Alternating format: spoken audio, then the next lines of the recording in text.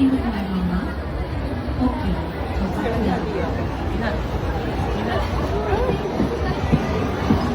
Congrats, Rosie. Thank you. Pinusuan ng maraming netizens ang sweet at hands-on na pagiging ama ni Luis Manzano matapos itong makita na agad na umalali at sumaklolo kina Jessie Mendiola at kanilang anak na si Baby Peanut sa isang mall event na kanilang dinaluhan. Sa mga lumabas na video at larawan online, makikitang todo suporta si Luis sa mag-ina habang abala ito sa pag-aasikaso at pagtiyak na komportable sina Jessie at Baby Peanut sa gitna ng dagsa ng mga taong dumalo sa event. Marami ang humanga sa pagiging maalaga at very supportive dad ng TV host.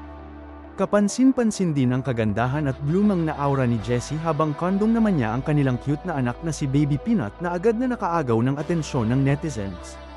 Marami ang nagsabing mistulang picture-perfect family ang celebrity couple dahil sa kanilang sweet at masayang samahan. Samantala, tila nanibago naman si Baby Peanut sa dami ng taong naroon sa mall para sa naturang event. Makikita sa ilang clips na tahimik nitong inoobserbahan ang paligid habang mahigpit na inaalalayan ng kanyang mga magulang. Umani ng positibong reaksyon online ang naturang family moment nina Luis at Jessie, at marami ang nagsabing nakakatuwang makita kung gaano ka-dedicated ang dalawa bilang magulang. Patuloy rin silang hinahangaan ng kanilang supporters dahil sa simple ngunit punong-puno ng pagmamahal na pagpapalaki nila sa kanilang anak. Staying with my mama? Okay.